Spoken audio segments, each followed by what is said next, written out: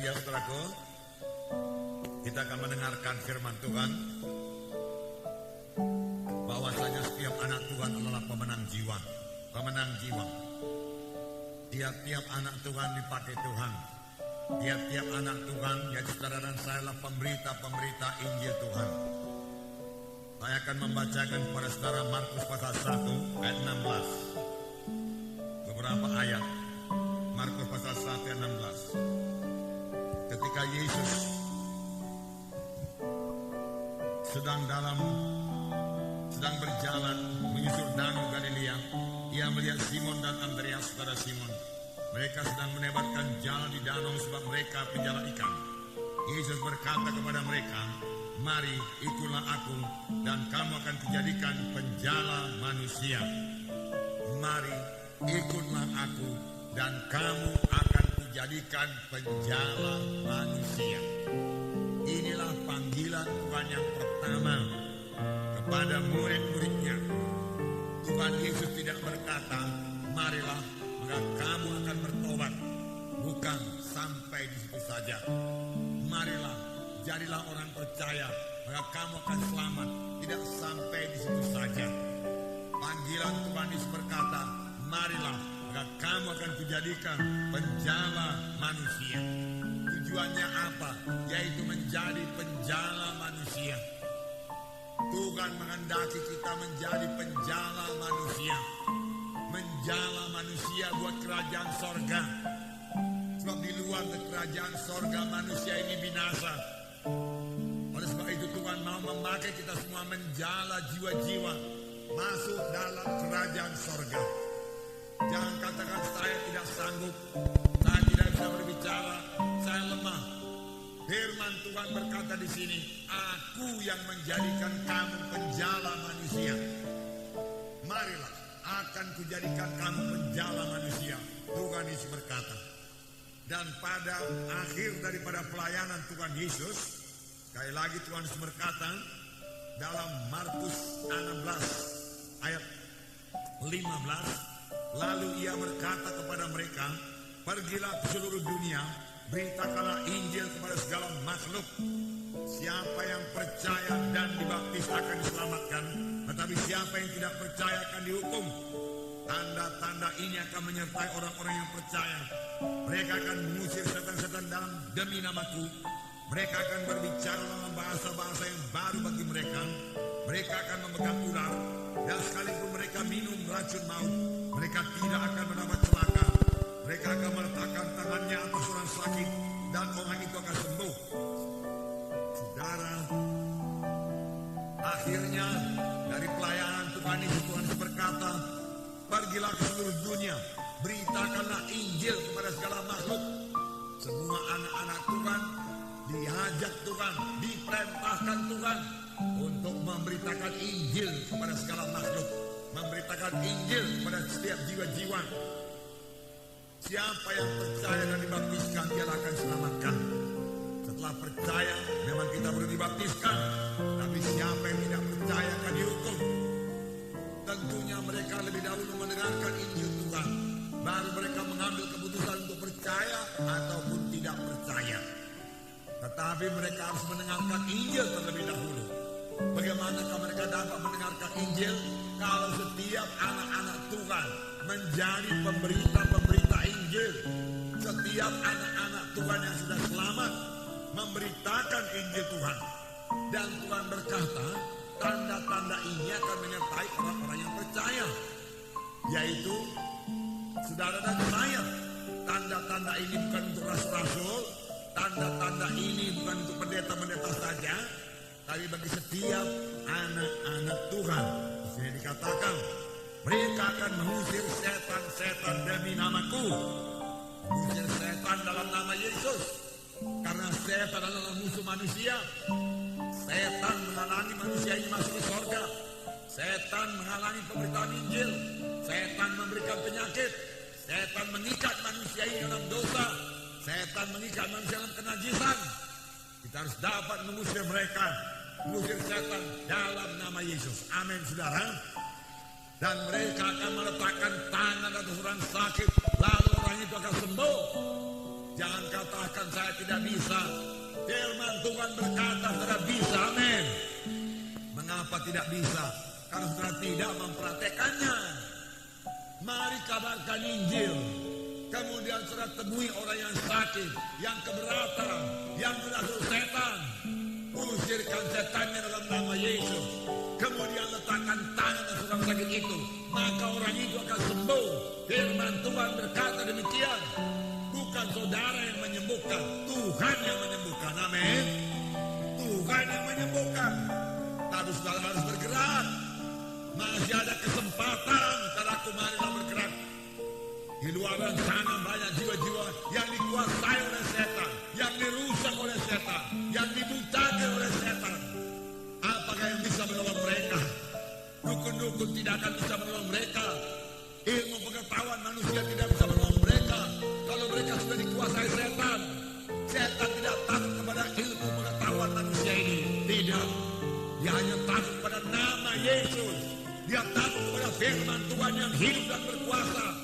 Siapakah yang memberitakan firman Tuhan kepada mereka? Kalau bukan anak-anak Tuhan. Oleh sebab itu mari semua anak-anak Tuhan bergerak. Firman Tuhan yang pertama tadi mengajak semua anak-anak Tuhan. Mari aku menjadikan kamu penjala jiwa. Kamu tidak cukup sekedar selamat saja. Sudah dapat berkat daripada Tuhan tidak cukup. Kamu harus menjadi penjala jiwa. Kemudian yang terakhir kali sebelum dia berangkat ke sorga, Tuhan Yesus berkata, pergilah kamu, beritakanlah Injil kepada segala penjuru alam. Aku menyertai kamu sampai kesudahan alam. Tanda-tanda ini akan menyertai engkau. Engkau akan mengusir setan dalam namaku. Kebanyakan orang Kristen tidak mengusir setan. Tidak heran mereka mengalami banyak persoalan dalam hidupnya. Banyak halangan dalam pelayanannya. Karena dia tidak berbuat apa-apa kepada setan. Setan tidak kelihatan kepada mata manusia. Tetapi kerjanya yaitu untuk mencuri, membunuh, membinasakan. Dia tidak suka Injil diberitakan. Dia tidak suka anak-anak Tuhan datang ke gereja. Dia tidak suka jiwa-jiwa diselamatkan. Oleh sebab itu, sebisa-bisanya dia halangi jiwa-jiwa datang di kematian. Dia halangi jiwa-jiwa yang belum selamat datang ke gereja. Itu pula sebabnya setiap anak Tuhan harus mengerti tipu daya setan. Makanya sebelum anak Tuhan itu mengajak jiwa tersebut datang ke gereja, dia berdoa lebih dahulu dan mengusir setan dalam nama Yesus. Dalam nama Yesus, setan kau tidak bisa halangi jiwa ini. Yang akan kubawa hari ini untuk datang di kematian di dalam nama Yesus. Setan engkau pergi, tinggalkan keluarga ini. Aku akan membawa dia kepada kematian dalam nama Yesus. Tidak boleh kau halangi dia dengan penyakit. Tidak boleh kau halangi dengan persoalan lain. Atau dengan family-familinya dan lain sebagainya. Dalam nama Yesus, lepaskan jiwa tersebut dalam nama Yesus. Saya usir engkau dari keluarga tersebut. Dalam nama Yesus. Dan dalam nama Yesus tidak boleh jamah keluargaku. Dalam nama Yesus. Katakan demikian kepada setan. Usirkan dalam nama Yesus. Amin. Banyak kali anak-anak Tuhan tidak berbuat apa-apa kepada setan. Dia akan mengalami banyak persoalan dalam hidupnya. Bahkan banyak penyakit-penyakit, saudaraku. Langsung akibat daripada pekerjaan setan. Itu sebabnya kita mengusir setan dalam nama Yesus. Dalam pelayanan Tuhan Yesus dikatakan, maka dibawalah kepada Tuhan Yesus beberapa banyak orang sakit dan orang-orang yang dirasuk setan. Maka diusirnya lah setan itu dengan sepatah kata, maka orang itu sembuh. Nyata-nyata penyakit itu diakibatkan oleh setan. Setelah setannya diusir, penyakitnya sembuh. Amin, saudara. Sampai sekarang setan masih beroperasi. Jangan anggap setan sudah berhenti bekerja sekarang. Itu sebabnya sampai sekarang setiap anak-anak Tuhan masih dalam peperangan. Dan peperangan kita bukan melawan darah dan daging. Bukan melawan manusia. Peperangan kita melawan roh-roh jadi udara. Penguasa-penguasa jadi udara. Penghulu-penghulu jadi udara. Setan iblis. Itulah dia musuh kita. Yang menghalangi pekerjaan Tuhan. Menghalangi penginjilan. Menghalangi KKR. Menghalangi anak-anak Tuhan untuk bersaksi. menghalangi anak-anak Tuhan untuk bertumbuh dalam Tuhan, mengajak anak-anak Tuhan jatuh kepada dosa, jatuh kepada kuasa kegelapan, terikat kepada obat-obat bius, narkotika, dan lain sebagainya. Itu semua pekerjaan setan untuk melumpuhkan gereja, untuk melumpuhkan anak-anak Tuhan. Oleh sebab itu Tuhan telah lebih dahulu memberikan kuasa kepada gerejanya, yaitu mengusirkan setan di dalam nama Yesus. Pakailah kuasa itu, amin. Pakai kuasa itu. Tuhan berkata ini tanda orang percaya, bukan tanda pendeta-pendeta saja, bukan tanda gembala sidang, tanda penginjil-penginjil, rasul-rasul, nabi-nabi, guru-guru. Mereka akan mengusir setan dalam nama Yesus, tidak. Setiap anak Tuhan yang sudah lahir baru diberikan Tuhan kuasa untuk mengusir setan di dalam nama Yesus. Praktekkan, amin. Haleluya. Maka saudara akan merasakan damai Tuhan, bebas saudaraku dari pekerjaan setan. Nah, saudara yang kekasih dalam nama Yesus, tiap-tiap anak-anak Tuhan perlu jadi pemenang jiwa. Ladang-ladang sudah menguning. Yohanes 4 ayat 35. Yohanes 4 ayat 35. Yesus melihat ladang-ladang yang sudah menguning. Biarlah kita juga melihat, terlebih pada akhir zaman ini, mari kita lihat ladang-ladang yang sudah menguning, yaitu jiwa-jiwa yang sudah matang buat dituai. Saya membacakan Yohanes 4:35. Bukankah kamu mengatakan 4 bulan lagi tibalah musim menuai? Tetapi aku berkata kepadamu, lihatlah sekelilingmu dan pandanglah ladang-ladang yang sudah menguning dan matang buat dituai. Kamu berkata 4 bulan lagi musim menuai. Boleh jadi murid-murid melihat ladang biasa, ladang gandum, yang menurut perkiraan mereka 4 bulan lagi baru bisa dituai, karena ladang itu baru ditanami. Tetapi yang dilihat Tuhan ini adalah ladang Tuhan, jiwa-jiwa yang sudah menguning, masak buat dituai. Tetapi aku berkata kepadamu, Tuhan berkata, angkatlah matamu, lihatlah sekelilingmu, pandanglah segala ladang-ladang sudah menguning buat dituai. Sekarang juga kita perlu mengangkat mata kita, memandang ladang-ladang Tuhan sekeliling kita ini. Apakah itu tidak lain daripada jiwa-jiwa yang tersesat, jiwa-jiwa yang terhilang, jiwa-jiwa yang belum diselamatkan, yang masih hidup dalam dosanya, diperbudak oleh hawa nafsunya, diperbudak oleh dosa, tiap hari bertambah dekat pada neraka. Mereka sudah matang buat dituai. Tetapi ada satu lagi keluhan Tuhan Yesus, yaitu Lukas 10 ayat 2 dan 3. Saya membacakan kepada saudara. Lukas 10 ayat 2 berkata, katanya kepada mereka, tuaian memang banyak tetapi pekerja sedikit. Karena itu mintalah kepada Tuhan yang punya tuaian supaya mengirimkan pekerja-pekerja untuk tuaian itu.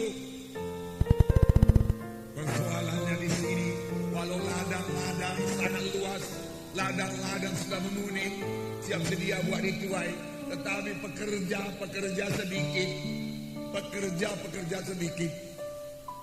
Marilah bayangkan pada pagi hari ini, saudara berdiri di tepi satu ladang yang sangat luas. Sejauh-jauh mata memandang, saudara melihat padi-padi yang sudah menguning semua. Boleh jadi berkilometer ke sana, menguning semua buat dituai.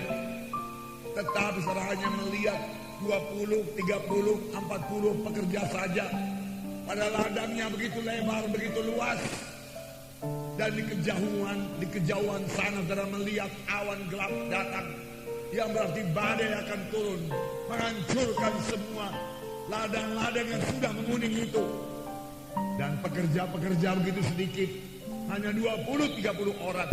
Tentu akan banyak sekali hasil panen itu kan musnah, tidak sempat dituai, hancur oleh badai tersebut. Inilah keadaan jiwa-jiwa pada sekarang ini, pada akhir zaman ini, saudaraku. Kemana-mana kita pergi, kita melihat jiwa-jiwa yang terhilang, jiwa-jiwa yang sebenarnya mau mendengarkan Injil Tuhan dan menerima Injil Tuhan, menerima keselamatan daripada Tuhan, kesembuhan daripada Tuhan.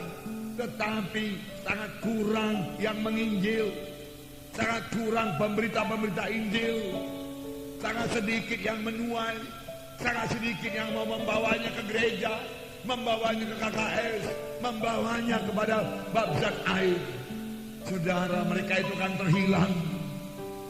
Terhilang berarti neraka selama-lamanya. Ini yang dilihat oleh Tuhan. Dan hati Tuhan tergerak oleh belas kasihan melihat jiwa-jiwa yang terhilang itu. Biarlah ini menggerakkan gereja untuk bersaksi, memenangkan jiwa-jiwa. Biarlah setiap anak-anak Tuhan menjadi pemenang-pemenang jiwa. Amin, saudara. Semua kita bersaksi, amin. Semua kita jadi pemenang-pemenang jiwa, amin. Sebenarnya kita bisa jadi pemenang jiwa pada hari pertama kita diselamatkan. Pada hari pertama kita menerima Yesus sebagai Tuhan dan Juru Selamat kita. Tuhan Yesus berada dalam kita. Kita menjadi kejadian yang baru. Dosa kita diampuni. Pada saat itu kita sudah bisa menyaksikan kita telah menerima damai Tuhan, sejahtera Tuhan, dan segera menjadi saksi Tuhan dan memenangkan jiwa-jiwa kerajaan sorga. Tuhan Yesus tidak gemar seorang pun binasa, tetapi Ia mau supaya sekalian yang sampai kepada pertobatan. 2 Petrus pasal 3:9 berkata, inilah hati Tuhan. Hati Tuhan sangat hancur melihat jiwa-jiwa ke neraka, karena darah Yesus telah dicurahkan untuk menebus seluruh manusia ini. Darah Yesus cukup untuk menyelamatkan seluruh manusia yang ada dalam muka bumi ini. Tetapi sayangnya tiap-tiap hari, bukannya tiap-tiap hari, tiap-tiap jam, bukannya tiap-tiap jam, tiap-tiap menit, saudaraku, tiap-tiap detik, jiwa-jiwa mengalir ke neraka, saudaraku. Pada saat ini pun banyak jiwa-jiwa yang tercampak ke neraka dengan jeritan yang luar biasa. Saudara, mari bergerak. Setiap anak Tuhan adalah pemenang jiwa. Biar saudara menyadari, saya diselamatkan Tuhan untuk memenangkan jiwa-jiwa. Saya selamat bukan supaya untuk diri saya saja. Saya selamat supaya saya bisa menyelamatkan orang lain lagi. Saya selamat supaya saya bisa membawa orang lain pada keselamatan. Amin. Sadarilah, saudaraku. Sadarilah. Kita selamatkan Tuhan bukan supaya kita diberkati Tuhan saja. Boleh menyanyi, memuji, menyembah Tuhan dengan sukacita. Haleluya, Tuhan aku sembuh Tuhan. Haleluya, Tuhan aku diberkati Tuhan. Aku diberkati, aku diberkati. Benar, benar. Tuhan kita Tuhan yang pemurah. Dia sangat mengasihi saudara. Dia sudah memberkati saudara. Bahkan Dia akan memberkati lagi dengan lebih limpah lagi. Sehingga saudara tidak akan kekurangan. Karena Tuhan sudah datang supaya domba itu beroleh hidup yang berkelimpahan. Tetapi Tuhan juga meminta setiap anak-anaknya memberi buah kepada Tuhan. Jangan hidup bagi diri sendiri saja. Salah satu tanda akhir zaman yang bisa juga jadi kepada anak-anak Tuhan, yaitu hidup mementingkan diri sendiri, tidak peduli orang lain. Tapi marilah mulai saat ini kita pedulikan jiwa-jiwa yang terhilang. Dan kita bersaksi kepada mereka. Itu tanggung jawab kita. Tuhan akan bertanya kepada kita, mengapa engkau tidak memberitakan Injilku kepada dia? Padahal dia berada dalam jangkauanmu. Engkau kenal dia. Itu familimu, itu saudaramu, itu temanmu. Tetapi engkau menceritakan segala perkara kepada dia, kecuali firmanku engkau tidak beritakan kepada dia. Banyak orang Kristen demikian, saudaraku. Cerita dengan temannya segala macam cerita dunia ini, darah. Tetapi tidak menceritakan jalan keselamatan kepadanya. Walaupun dia tahu temannya itu belum selamat, belum lahir baru. Mengapa? Karena takut temannya akan tersinggung. Takut hubungan mereka akan menjadi retak dan lain sebagainya. Tetapi firman Tuhan berkata, kalau engkau tidak memberitakan Injil Tuhan kepadanya, padahal dia berada dalam jangkauanmu, maka darahnya akan kutuntut daripadamu. Mari bergerak, saudaraku, amin, saudara. Mari bergerak, saudara. 5 miliar atau 6 miliar manusia sekarang berada di muka bumi ini. Jangan katakan kebaktian kami 10.000 orang, haleluya. 1.000 salgruk, haleluya. Puji Tuhan, apakah itu dibanding dengan 5 miliar manusia, saudaraku? Memang bukan gereja kita saja dipakai Tuhan. Kalau gereja kita saja yang dipakai Tuhan, kita sudah putus asa pun, saudaraku. Tetapi Tuhan mau semua gereja bergerak, termasuk gereja kita bergerak, setiap anak Tuhan jadi pemenang jiwa. Hanya dengan demikian saja perintah agung itu bisa digenapkan. Ingat, itu perintah dari Tuhan Yesus. Perintah, saudaraku. Perintah yang berlaku bagi saudara, berlaku bagi saya, pribadi demi pribadi. Bukan bagi pendeta saja, bukan bagi guru agama saja, bukan bagi penginjil saja. Itu perintah agung bagi setiap anak-anak Tuhan, saudaraku. Jangan tertipu oleh tradisi gereja. Dalam gereja-gereja tradisi yang mengerjakan pekerjaan Tuhan hanya 5%. 95% hanya datang untuk menonton. Hanya datang untuk kebaktian, duduk berdiri, angkat tangan, berdoa. Berdoa pun tidak, berdoa pendeta aja yang berdoa, kemudian pulang, berikan sedikit persembahan. Kita selamatkan Tuhan bukan untuk begitu saja, saudaraku. Kita selamatkan Tuhan untuk kerja keras, amin. Kita diselamatkan untuk berkeringat buat Tuhan, amin. Kita diselamatkan Tuhan menggenapkan amanat agung, yaitu pergilah kamu, bukan tunggu di gereja. Banyak anak Tuhan tidak pernah pergi untuk mencari jiwa, pergi piknik banyak, saudara. Ya, yang celakanya pada hari Minggu lagi piknik lagi, saudara. Pergi pesta pun banyak, yang celakanya hari Minggu lagi pesta, sehingga pujian penyembahan, memuji menyembah Tuhan boleh ditinggalkan. Saudaraku, ini sama sekali bukan kehendak Tuhan, saudara. Dan itu membuka jalan kepada setan untuk masuk dalam keluarga. Karena tidak memuji, tidak menyembah Tuhan, tidak datang kepada Tuhan pada hari yang sudah ditentukan Tuhan. Jangan tinggalkan perhimpunan bersama-sama, firman Tuhan berkata. Pergilah kamu, firman Tuhan berkata. Saudara harus bergerak, amin saudara. Memberitakan Injil Tuhan, amin. Begitu banyak jiwa-jiwa terhilang. Tiap-tiap hari saudara boleh kontak pada mereka. Bahkan oikos saudara sendiri begitu kaya, begitu banyak dengan jiwa-jiwa belum selamat. Apa yang dimaksud dengan oikos? Itulah jiwa-jiwa dalam jangkauan saudara. Ya, teman-teman sejawat saudara dalam pekerjaan, dalam studi saudara dalam sekolah, saudara, sahabat-sahabat saudara, teman-teman saudara, keluarga, famili, abang, adik, orang tua, saudara. Nah, dari yang kekasih dalam nama Yesus, mereka perlu mendengarkan Injil Tuhan. Mulai bergerak, jangan katakan tidak bisa. Tuhan berkata, aku yang menjadikan kamu penjala manusia. Aku menjadikan kamu penjala manusia. Jangan katakan saya malu, saya takut. Itu karena saudara belum tahu betapa ngerinya jiwa-jiwa yang kena neraka itu. Karena saudara belum merasakan betapa besarnya kasih Yesus kepada jiwa-jiwa yang terhilang. Bagaimanakah kira-kira besarnya kasih Yesus kepada jiwa-jiwa yang terhilang? Saya memberikan satu ilustrasi kepada saudara. Seorang ibu pada suatu hari membawa seorang anaknya yang berumur 10 tahun, anak perempuan, ke suatu pasar malam. Di pasar malam itu orang begitu ramai dan banyak panggung-panggung keramaian. Tiba-tiba ibu ini menyadari dia sudah berpisah dengan anaknya yang perempuan itu. Dia melihat kelilingnya dan mulai berseru-seru memanggil nama anaknya. Tetapi dia tidak ketemu. Ibu ini menjadi gelisah. Lalu dia berjalan ke sana kemari sambil mencari anaknya. Tetapi anaknya tidak ketemu lagi. Apakah diperbuat oleh ibu ini? Ibu ini mulai berteriak-teriak di tengah orang ramai memanggil nama anaknya. Sebenarnya ibu ini seorang yang pemalu dan seorang yang pendiam. Tetapi setelah dia menyadari anaknya itu hilang, dia teriak-teriak memanggil nama anaknya. Dia tidak malu-malu lagi. Tetapi tidak bertemu juga dengan anaknya. Lalu dia mengambil keputusan. Di sini banyak panggung-panggung, keramaian-keramaian. Biarlah aku naik ke atas panggung ini. Mudah-mudahan penjaga panggung itu memberikan aku naik ke atas. Lalu mempertontonkan diri. Kalau aku tidak bisa melihat anakku tentu nanti bisa melihat aku.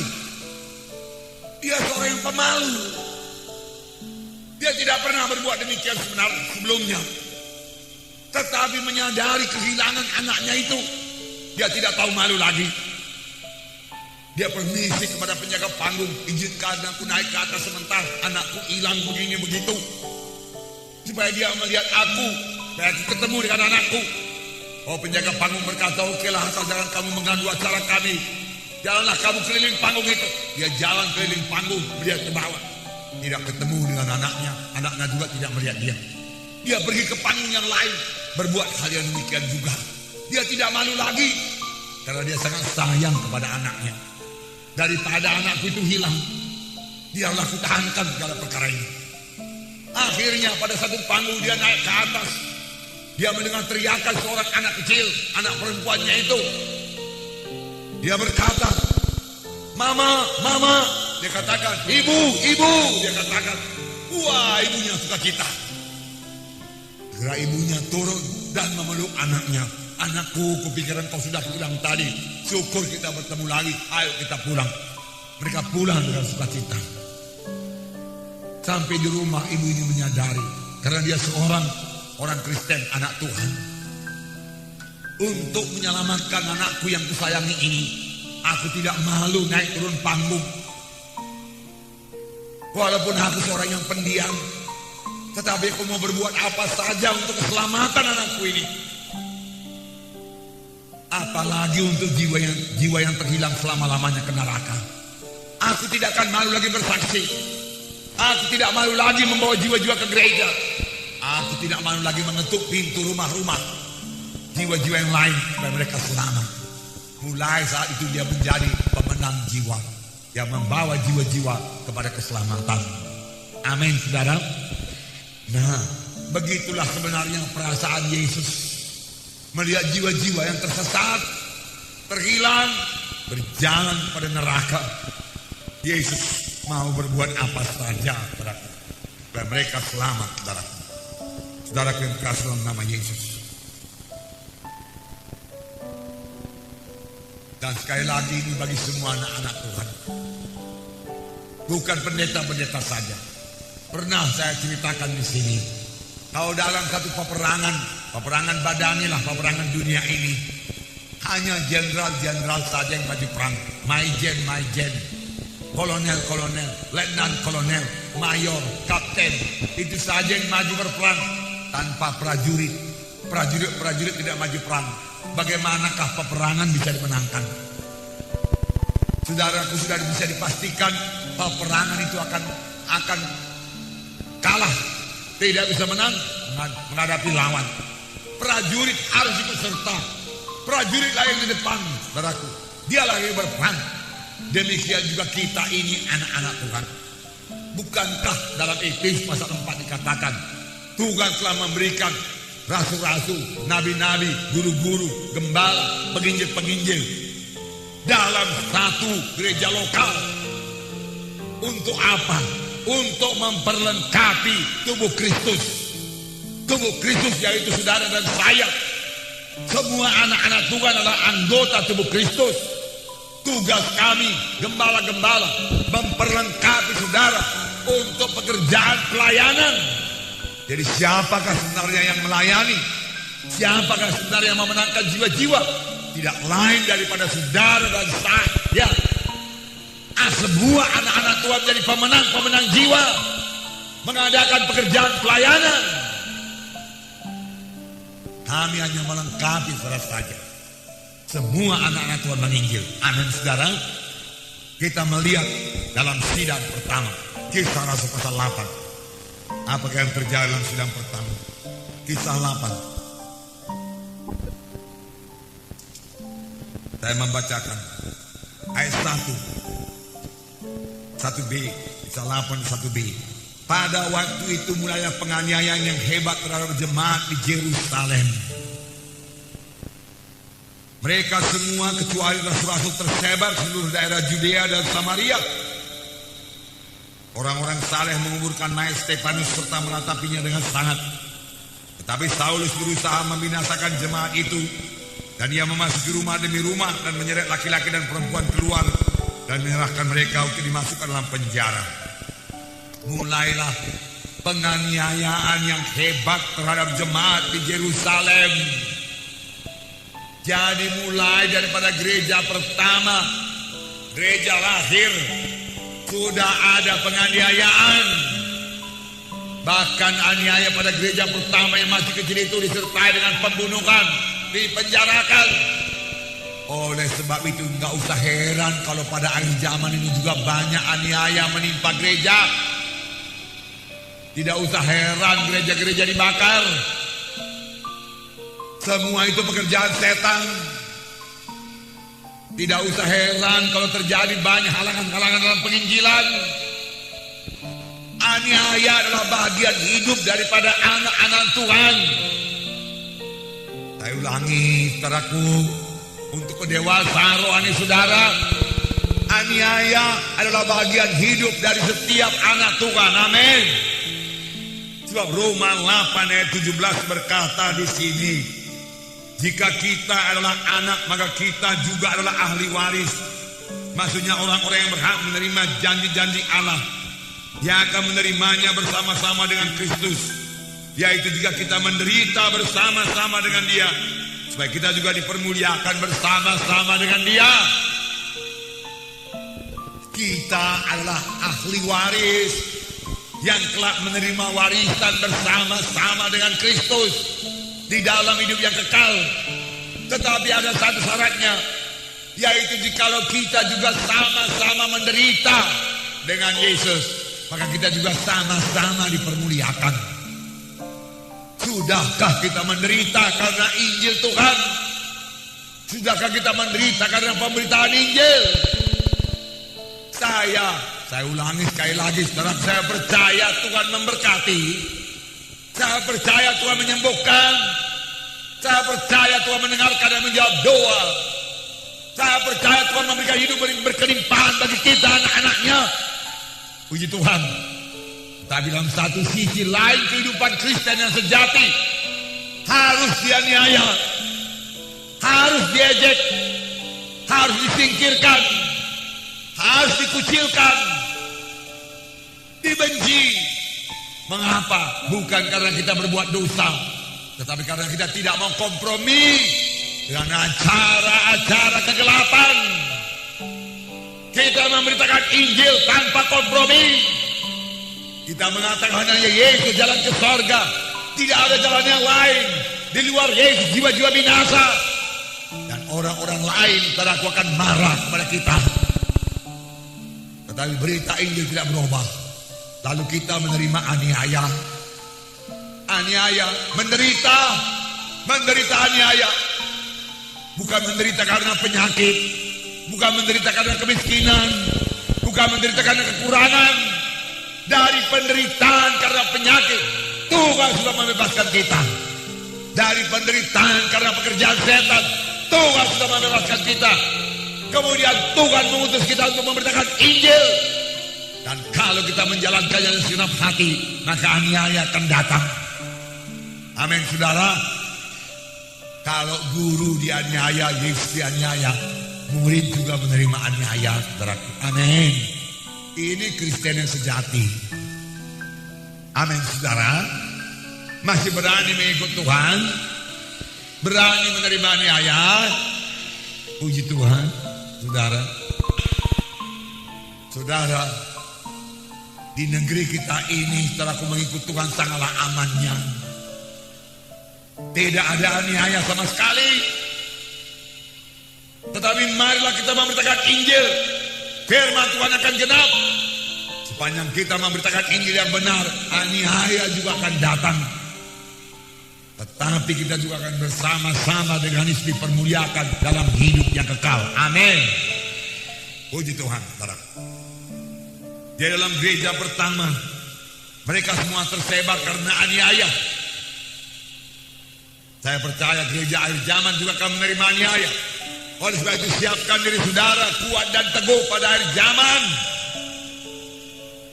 Jatuh cinta pada Tuhan Yesus, mengasihi Yesus dengan segenap hati, mengikut Tuhan bukan karena saudara sembuh, mengikut Tuhan bukan karena saudara akan diberkati Tuhan, mengikut Tuhan bukan karena apa yang bisa diberikan Yesus kepada saudara, Tetapi saudara mengikut Tuhan karena siapa Tuhan Yesus itu kepada saudara?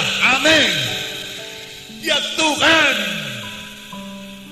yang turun ke bumi ini untuk menyelamatkan saudara, mengambil dosa saudara, dan dia dianiaya karena dosa saudara. Dan saudara jangan masuk neraka, saya beroleh hidup yang kekal. Untuk orang yang seperti itu, saudaraku, yang menyerahkan nyawanya bagi saya berani menyerahkan nyawa saya kepadanya. Demikian juga saudara. Amin. Puji Tuhan. Ayat 4. Mereka yang tersebar itu menjelajah seluruh negeri itu sambil memberitakan Injil. Dan Filipus pergi ke suatu kota di Samaria dan memberitakan Mesias kepada orang-orang di situ. Ketika orang banyak itu mendengar pemberitaan Filipus dan melihat tanda-tanda yang diadakannya, mereka semua dengan bulat hati menerima apa yang dikatakannya itu. Sebab dari banyak orang yang kerasukan roh jahat, keluarlah roh-roh itu sampai berseru dengan suara keras. Dan banyak juga orang lumpuh dan orang timpang yang disembuhkan. Maka sangatlah besar sukacita dalam kota itu. Inilah dia padaku. Mereka yang tersebar itu, siapakah ini? Rasul-rasul kah? Bukan. Nabi-nabi kah? Bukan. Mereka tersebar kecuali rasul-rasul. Jadi anak-anak Tuhan tersebar meninggalkan Yerusalem. Tapi sambil tersebar, mereka tidak menyembunyikan bahwasanya mereka orang Kristen. Mereka tidak menyembunyikan identitas mereka. Maka sambil tersebar, mereka memberitakan Mesias. Mereka memberitakan Yesus. Mereka tidak tahu banyak tentang teologi, tapi mereka kenal Yesus. Lalu berita mereka adalah Tuhan Yesus, Mesias yang mereka beritakan. Beritakan Yesus, amin saudara. Lalu Tuhan meneguhkan pemberitaan mereka itu dengan tanda-tanda, mujizat-mujizat dan kesembuhan-kesembuhan. Yang memberitakan ini bukan pendeta-pendeta, jiwa-jiwa biasa. Bahkan seorang yang bernama Filipus, seorang diaken saja, yang kerjanya hanya mengurus meja, menyediakan makanan bagi janda-janda. Tetapi dia memberitakan Mesias. Lalu tanda-tanda daripada Tuhan menyertai. Sehingga banyak orang lumpuh berjalan, dia katakan. Orang timpang juga disembuhkan. Roh-roh jahat keluar dengan suara yang keras. Lalu sangatlah besar sukacita di dalam kota Samaria. Amin. Karena berita Injil diberitakan, sangatlah besar sukacita dalam satu keluarga selamat. Karena ada yang memberitakan Mesias kepada mereka. Amin. Dalam Kisah sampai 8 dikatakan, Kisah sampai 8. Tetapi kamu akan menerima kuasa kalau Roh Kudus turun ke atas kamu, dan kamu akan menjadi saksiku di Yerusalem dan seluruh Judea dan Samaria sampai ke ujung bumi. Tetapi kamu akan menerima kuasa, menerima dunamis, menerima gerakan Roh Kudus, menerima pimpinan Roh Kudus, menerima urapan Roh Kudus. Amin. Dan kamu akan menjadi saksiku Yerusalem, Judea, Samaria, sehingga sampai ke ujung bumi.